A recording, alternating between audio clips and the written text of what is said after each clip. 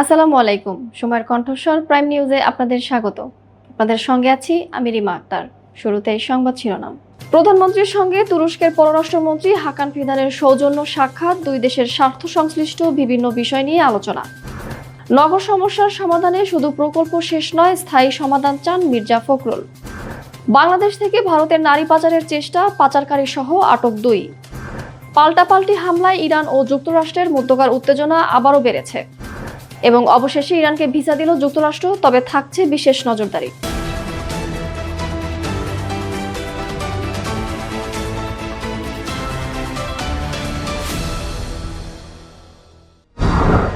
এতক্ষণ শুনছিলেন সংবাদ শিরোনাম, এবার বিস্তারিত।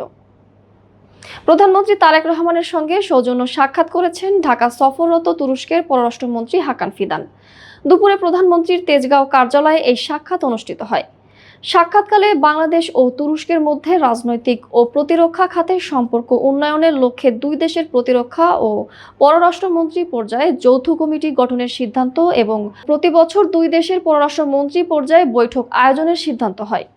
এ সময় প্রধানমন্ত্রী তুরস্কের পররাষ্ট্র মন্ত্রীকে স্বাগত জানিয়ে জাতিসংঘের সাধারণ পরিষদের 81তম অধিবেশনের সভাপতি পদে বাংলাদেশের প্রার্থীকে ভোট দেওয়া সহ বাংলাদেশের জনগণ ও বাংলাদেশ সরকারের প্রতি সমর্থন অব্যাহত রাখায় তুরস্ক সরকারকে ধন্যবাদ জানান।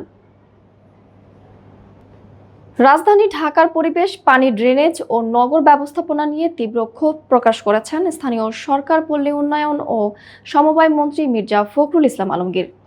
তিনি বলেছেন, বর্তমান পরিস্থিতিতে ঢাকা আর বাসযোগ্য শহর বলে মনে হয় না, বরং গ্রামের বাড়িতে চলে যেতে ইচ্ছে করে। সকালে দক্ষিণ সিটি কর্পোরেশন আয়োজিত দক্ষিণের জানালা উদ্বোধন ও নাগরিক ভাবনা শীর্ষক সেমিনারে এমন মন্তব্য করেন তিনি। মন্ত্রী বলেন, কাঠামোগত পরিকল্পনাগুলো বাস্তবায়নের মাধ্যমে নগর সমস্যার স্থায়ী সমাধান করতে হবে। শুধু প্রকল্প শেষ করলেই দায়িত্ব শেষ হয়ে যায় না।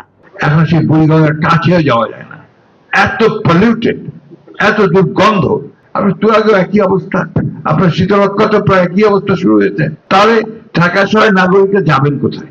অনুষ্ঠানে আরো উপস্থিত ছিলেন ঢাকা দক্ষিণ সিটি কর্পোরেশনের প্রশাসক আব্দুস সালাম, সিনিয়র সাংবাদিক মাসুদ কামাল, নগর বিশেষজ্ঞ সহ ঢাকা দক্ষিণ সিটি কর্পোরেশনের ঊর্ধ্বতন কর্মকর্তা এবং বিভিন্ন স্তরের নাগরিক প্রতিনিধিবৃন্দ।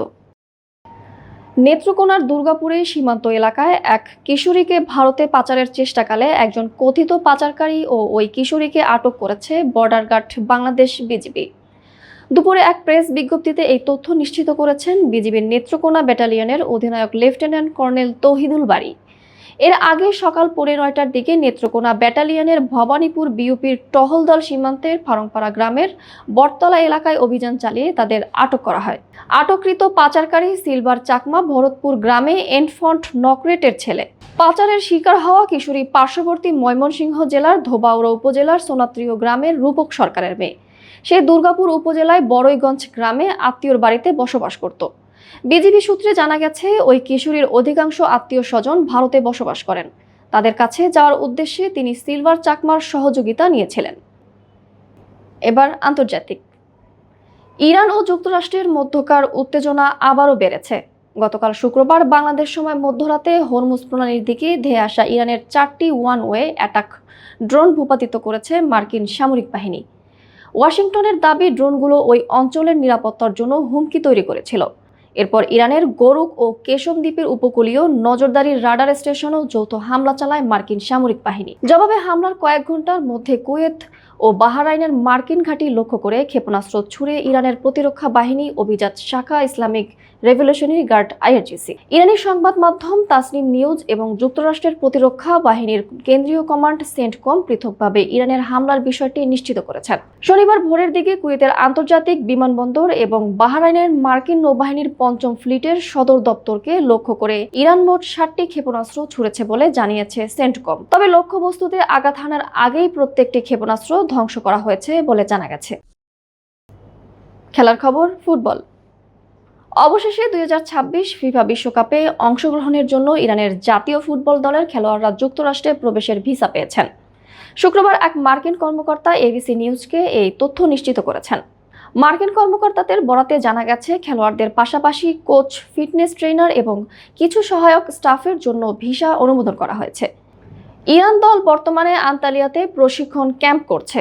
সেখান থেকে তারা আঙ্কারায় অবস্থিত মার্কিন দূতাবাসের মাধ্যমে ভিসার জন্য আবেদন করে। পাসপোর্ট ফেরত পাওয়ার পরেই দলটি যুক্তরাষ্ট্র বা মেক্সিকোর উদ্দেশ্যে যাত্রা করতে পারবে। এদিকে ইরানের প্রতিনিধি দলের সদস্যদের বিষয়ে বিশেষ নজরদারি রাখা হবে জানিয়ে মার্কিন পররাষ্ট্রমন্ত্রী মার্কো রুবিও বলেন, খেলাধুলার সঙ্গে সম্পর্কহীন এবং আইআরজিসির সঙ্গে যুক্ত ব্যক্তিদের প্রতিনিধি দলে অন্তর্ভুক্ত করার সুযোগ দেওয়া হবে না। বিশ্বকাপের গ্রুপ পর্বে ইরান তাদের প্রথম দুটি ম্যাচ খেলবে ইংগিলউডে। 15 জুন তারা মুখোমুখি হবে নিউজিল্যান্ডের এবং 6 দিন পর খেলবে বেলজিয়ামের বিপক্ষে।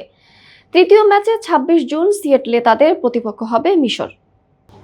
এই ছিল আজকের প্রাইম নিউজ। দেশ বিদেশের সর্বশেষ আপডেট পেতে চোখ রাখুন সময়ের কণ্ঠস্বরে। ধন্যবাদ।